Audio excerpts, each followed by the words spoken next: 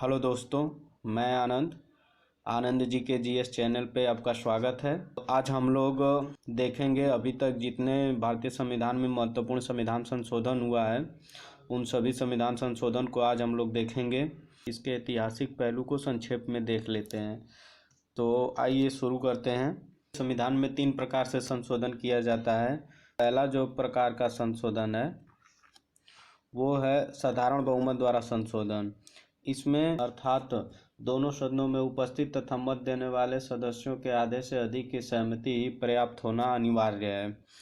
और ये जो साधारण बहुमत द्वारा संशोधन किया जाता है वो भारतीय संविधान के अनुच्छेद 368 के तहत संशोधन नहीं माना जाएगा। ठीक। और इसमें जैसे एग्जाम्पल के तौर पे हम कह सकते हैं कि जो नए राज्यों का निर्माण अथवा उनकी सीमाओं या नामों आदि में परिवर्तन करना भारतीय संविधान के अनुच्छेद 2, 3, 4 के अंतर्गत आता है, जो यह नहीं माना जाएगा कि अनुच्छेद 368 के तहत संशोधन किया गया है। और इसमें ये राष्ट्रपति, उपराष्ट्रपति, न्यायाधीश तथा अन्य संवैधानिक पदों से संबंधित और वेतन और भत्ते को संशोधित करना ये भारतीय संविधान के अनुच्छेद 368 के तहत संशोधन नहीं माना जाएगा। अब आ जाते हैं दूसरा जो होता है विशेष बहुमत द्वारा संशोधन। सदन में सभी औपचारिक सदस्य संख्या से है, 368 के तहत संशोधन माना जाएगा, न कि तत्कालिक सदस्य संख्या से। पेन थोड़ा अच्छे से नहीं चल रही है, इसे आप लोग थोड़ा मैनेज कीजिएगा। प्रत्येक सदन में सदस्यों में से कम 2/3 का समर्थन प्राप्त होना चाहिए। तीसरे प्रकार से जो संशोधन किया जाता है उसके बारे में थोड़ी सी हम लोग संक्षेप में देख लेते हैं। यानी संसद में विशेष बहुमत के अलावा कम आधे राज्यों के विधानमंडलों का अनुसमर्थन प्राप्त होना चाहिए। भारतीय संविधान के अनुच्छेद 368 के तहत संविधान संशोधन विधेयक को देख लेते हैं कि क्या होता है कि ये दोनों सदनों में विशेष बहुमत द्वारा पारित करना आवश्यक होता है। इसके बाद कम से कम आधे राज्यों के विधानमंडलों द्वारा संकल्प पारित करके उसे अनुसमर्थन दिया जाता है। एग्जाम्पल के तौर पे होता है राष्ट्रपति का निर्वाचन से जुड़े उपबंध अनुच्छेद 54 से 55 तक तथा संघ और राज्यों के मध्य विधायी शक्तियों के वितरण से जुड़े उपबंध अनुच्छेद 245 से 255 तक। अब हम लोग यहाँ से प्रारंभ करते हैं संविधान संशोधन। पहला संविधान संशोधन अधिनियम 1951 के तहत भूमि सुधार के बारे में बात की गई थी और इसमें संपत्ति के अधिकार को सीमित करने के लिए भारतीय संविधान के अनुच्छेद 31 क व 31 ख को जोड़ा गया। और फिर उसके बाद भूमि सुधार को न्यायिक समीक्षा से मुक्त करने के लिए 9वीं अनुसूची जोड़ी गई। अर्थात वर्तमान समय में सरकार जितने सभी भारत में डेवलपमेंट कर रही है, यानी कि रेलवे का विकास, नेशनल हाईवे का विकास, एयरपोर्ट का विकास, उन सबों के लिए जो किसानों का, मजदूरों की ज़मीन ले रही है वो इसी के तहत है कि कम से कम आप न्यायालय तो नहीं जा सकते हैं, लेकिन उसके बदले में सरकार कुछ मुआवजा भी दे देती है। और फिर थर्ड इसमें संशोधन जो किया गया था, अनुसूचित जाति और अनुसूचित जनजातियों के आरक्षण के लिए विशेष प्रावधान किया गया अनुच्छेद 15(4) को जोड़कर। अर्थात इसमें ये हुआ कि SC ST कास्ट के लिए सामाजिक और शैक्षिक रूप से जो पिछड़ेपन का आधार था उसके आधार पर आरक्षण दिया गया था। और इसमें अभिव्यक्ति की स्वतंत्रता के लिए 3 नए निर्बंधन को जोड़ा गया। लोक व्यवस्था, अपराध उद्दीपन और विदेशी राज्यों के साथ मैत्रीपूर्ण संबंध स्थापित किए गए। फिर आ जाते हैं 7वां संविधान संशोधन अधिनियम 1956। इसके तहत क, ख, ग, घ राज्यों के वर्गीकरण को समाप्त कर पूरे भारत को 14 राज्यों एवं 6 संघ शासित प्रदेशों में विभाजित कर दिया गया। क के सभी राज्य, भाग ख के सभी राज्य, भाग ग के सभी राज्य, भाग घ के सभी राज्य। भाग क में वे सभी राज्य ब्रिटिश के गवर्नर का शासक था। भाग ख में वे सभी राज्य आते हैं जहां पर विधानमंडल के साथ शाही शासक था। विधानमंडल के साथ शाही का शासक था, यानी कि राजे रजवाड़ों का शासक था। इसमें 9 राज्य थे। ख में भी 9 राज्य थे और भाग ग में वे सभी राज्य थे जहाँ पर ब्रिटिश भारत में मुख्य आयुक्त थे, मुख्य आयुक्त प्लस स्थायी शासक का शासक था, और इसमें 10 राज्य थे। और घ में सिर्फ एक को रखा गया, अंडमान निकोबार द्वीप समूह को। जब क ख ग घ राज्यों में विभाजित किया गया था तब 29 राज्यों में बांटा गया था। और जब 7वां संविधान संशोधन किया गया तब 1 नवंबर 1956 को इन सभी को जोड़कर 14 राज्यों और 6 संघ शासित प्रदेशों में विभाजित कर दिया गया। और 7वां संविधान संशोधन अधिनियम 1956 के तहत 2 या 2 से अधिक राज्यों के बीच सामूहिक न्यायालय की स्थापना की गई है। जैसे आज वर्तमान में देखते हैं कि आंध्र प्रदेश और तेलंगाना का एक ही न्यायालय है, जैसे चंडीगढ़ पंजाब का, हरियाणा का एक ही न्यायालय है। तो उसी तरह ये 7वां संविधान संशोधन करके बनाया गया है कि सामूहिक न्यायालय की स्थापना कर सकते हैं। 10वां संविधान संशोधन के तहत दादर एवं नगर हवेली को संघ शासित प्रदेश बनाया गया। और 12वां संविधान संशोधन अधिनियम 1962 के तहत गोवा, दमन एवं दीव को संघ शासित प्रदेश में परिवर्तित किया गया तथा बाद में 1987 में गोवा को पूर्ण राज्य का दर्जा दे दिया गया। 14वां संविधान संशोधन अधिनियम 1962, इसके तहत पुदुचेरी को संघ शासित प्रदेश बनाया गया। और 16वां संविधान संशोधन अधिनियम 1963, इसके तहत भाषण व अभिव्यक्ति की स्वतंत्रता, जो मौलिक अधिकार में भारतीय संविधान के अनुच्छेद 19(1) में दिया गया है, उसके तहत है भाषण व अभिव्यक्ति की स्वतंत्रता। शांतिपूर्ण सम्मेलन करने का अधिकार, ये भी भारतीय संविधान के अनुच्छेद 19(2) के तहत है, 19(2) के तहत है। तीसरा है संगठन या संघ बनाने का अधिकार, ये भारतीय संविधान के अनुच्छेद 19(3) के तहत है। फिर चौथा है भारत की एकता व अखंडता के हित को युक्तियुक्त निर्बंधन करना। निर्बंधन का मतलब होता है रुकावट या बाधा।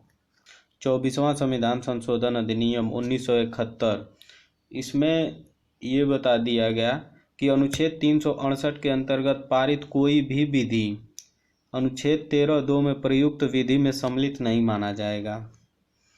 और अनुच्छेद 368(2) में संशोधन करके स्पष्ट कर दिया गया कि राष्ट्रपति अनुच्छेद 368 के तहत पारित किए गए संविधान संशोधन विधेयक पर अनुमति देने के लिए बाध्य होगा। 25वां संविधान संशोधन अधिनियम 1971 के द्वारा अनुच्छेद 31(ग) को जोड़कर यह प्रावधान किया गया कि यदि राज्य अनुच्छेद 39 ख व 39 ग में वर्णित नीति निर्देशक तत्वों को साकार करने के लिए कोई कानून बनाता है, तो ऐसे कानून को इस आधार पर अवैध नहीं ठहराया जाएगा कि वह मूल अधिकारों से अनुच्छेद 14, 19, 31 का उल्लंघन करता है। 35वां संविधान संशोधन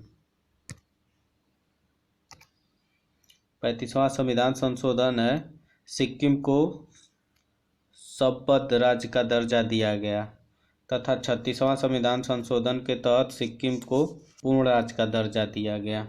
42वां संविधान संशोधन 42वां संविधान संशोधन सरदार स्वर्ण सिंह आयोग की सिफारिश का मूर्त रूप है।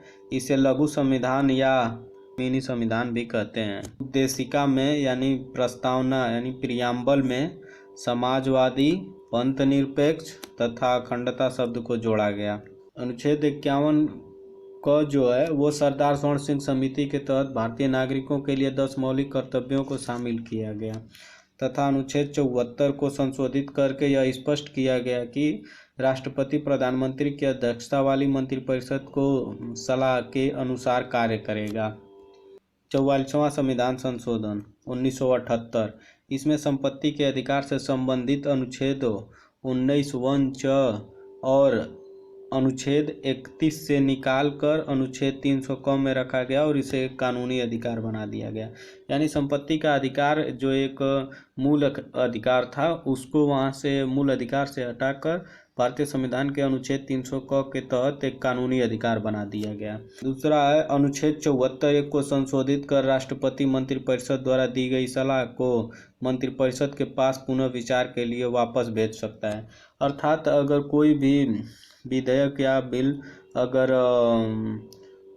संसद के बाद पारित करके राष्ट्रपति के पास भेजा जाता है तो राष्ट्रपति उस पर पुनर्विचार के लिए वापस भेज सकता है। अनुच्छेद 352 के तहत राष्ट्रीय आपातकाल में आंतरिक अशांति शब्द को हटाकर सशस्त्र विद्रोह शब्द को जोड़ा गया। अर्थात ये इसलिए हटाया गया था ताकि भारत के अंदर अगर कोई भी आंतरिक अशांति हो, जैसे अभी कृषि बिल को लेके हुआ था, तो वहाँ पे आंतरिक अशांति यानी देश के अंतर्गत जो भी कुछ गतिविधियाँ हो रही हैं, तो इसीलिए इसको हटा के ये सशस्त्र विद्रोह रख दिया गया। राष्ट्रपति द्वारा राष्ट्रीय आपातकाल की उद्घोषणा के लिए मंत्रिमंडल की लिखित सलाह को अनिवार्य कर दिया गया। यानी आपातकाल के दौरान अनुच्छेद 368 के तहत अनुच्छेद 19 के निलंबन के संबंध में प्रावधान किया गया कि ऐसा तभी किया जा सकता है जब आपात की उद्घोषणा युद्ध अथवा बाह्य आक्रमण के आधार पर की गई हो। साथ ही यह भी स्पष्ट किया गया कि अनुच्छेद 359 के तहत अनुच्छेद 20 और अनुच्छेद 21 को निलंबन नहीं किया जा सकता है। अर्थात अनुच्छेद 368 के तहत जो अनुच्छेद 19 है, भारत में राष्ट्रीय आपात के दौरान युद्ध अथवा बाह्य आक्रमण अगर हो जाए तो उसके तहत अनुच्छेद 19 को समाप्त कर दिया गया। लेकिन अनुच्छेद 359 के तहत किसी भी हालत में भारतीय संविधान का अनुच्छेद 20 और 21 को निलंबन नहीं किया जा सकता है। 52वां संविधान संशोधन अधिनियम 1985, इसके तहत 10वीं अनुसूची को शामिल किया गया। 10वीं अनुसूची में दल बदल से संबंधित दिया गया है। 61वां संविधान संशोधन अधिनियम 1988, इसके तहत साधारण चुनाव में मतदान करने के लिए न्यूनतम आयु को 21 वर्ष से घटाकर 18 वर्ष कर दिया गया। यानी कि लोकसभा हुआ, विधानसभा हुआ, ग्राम पंचायत का चुनाव हुआ, जिसे आम चुनाव भी हम लोग कहते हैं। 73वां संविधान संशोधन अधिनियम 1992, इसके तहत भाग 9 तथा अनुच्छेद 243 क से 243 ड़ तक, यानी कि ए से ओ तक, अनुच्छेद 243 क से 243 ड़ अर्थात 243 ए से 243 ओ तक और अनुच्छेद 280 ख तथा 11वीं अनुसूची को जोड़ी गई और इसमें पंचायतों को संवैधानिक दर्जा दिया गया। एक चीज़ यहाँ पे जानने योग्य है कि अगर क्वेश्चन में ये पूछे कि 73वां संविधान संशोधन अधिनियम कब अधिनियम बना था, तो 1992 में अधिनियम बना था, लेकिन लागू कब हुआ था, तो लागू 1993 में हुआ था। इसी तरह 74वां संविधान संशोधन अधिनियम 1992, इसमें नगर निकायों के स्वायत्त शासन इकाई के रूप में कार्य करने के लिए वो बंद किया गया, यानी नगर पालिका से संबंधित है। और इसमें भाग 9 क तथा अनुच्छेद 243 त से 243 य 6 तथा 12वीं अनुसूची को भारतीय संविधान में जोड़ा गया है। 86वां संविधान संशोधन अधिनियम 2002, इसके तहत भारतीय संविधान के अनुच्छेद 21 क को अंतः स्थापित करके 6 से 14 वर्ष के आयु के बच्चों के लिए निःशुल्क एवं अनिवार्य शिक्षा का प्रावधान किया गया। फिर 91वां संविधान संशोधन अधिनियम 2003, इसमें लोकसभा और राज्य विधानसभाओं के सदस्यों की कुल संख्या के 15% से अधिक नहीं होनी चाहिए।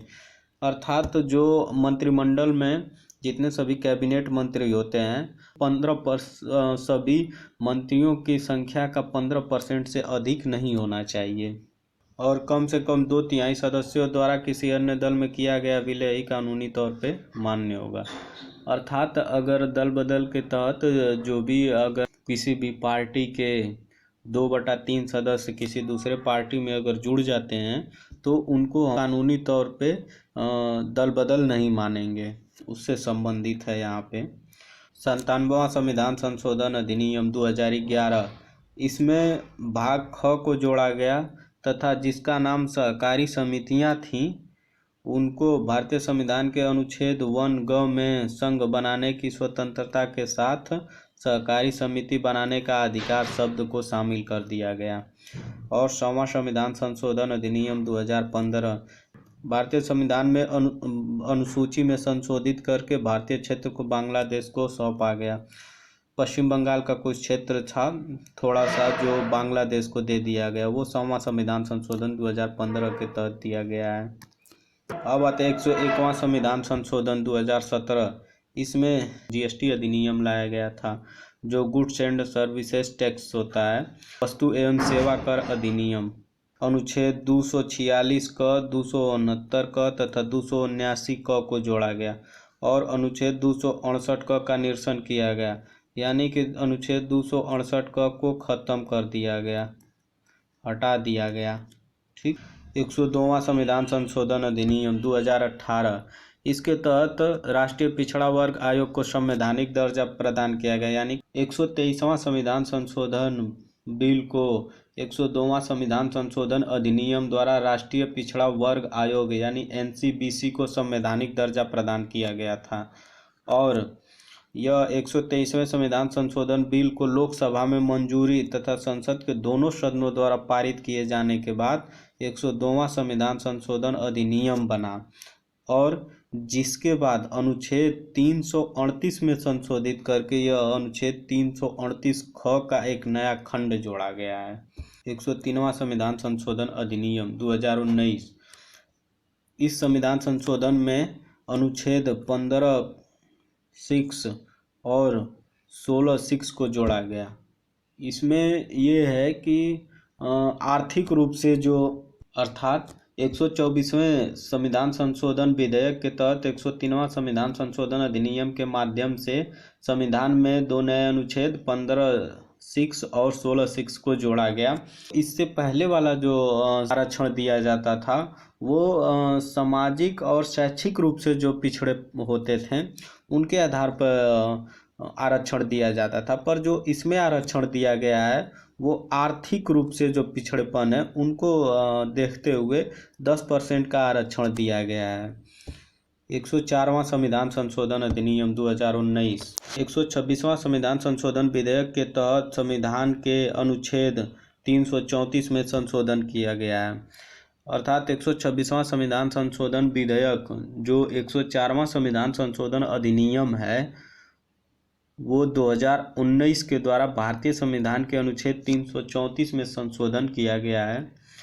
और इसमें ये बताया गया है कि SC/ST के लिए सीटों के आरक्षण की समय अवधि को 25 जनवरी 2030 तक बढ़ा दिया गया, अर्थात इससे पहले जो 25 जनवरी 2020 तक अनुसूचित जाति और अनुसूचित जनजाति के लिए आरक्षण की समय सीमा थी उसको बढ़ाकर 25 जनवरी 2030 थे, यानी कि 10 साल के लिए फिर से बढ़ा दिया गया 104वां संविधान संशोधन के तहत। और लोकसभा एवं राज्य विधानसभाओं में आंग्ल भारतीय समुदाय संबंधित प्रावधान को समाप्त कर दिया गया है। 105वां संविधान संशोधन 2021। इस संशोधन के माध्यम से संविधान के अनुच्छेद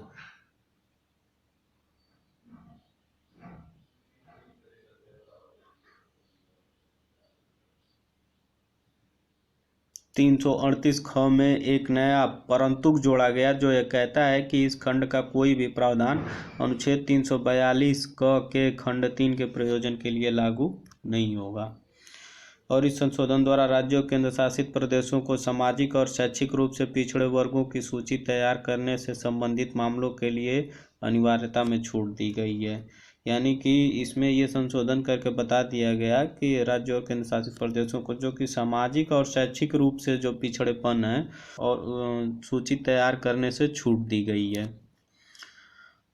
दोस्तों, यह वीडियो आपको कैसा लगा कमेंट करके ज़रूर बताएं और आनंद जीके जीएस चैनल को शेयर, लाइक एंड सब्सक्राइब करें।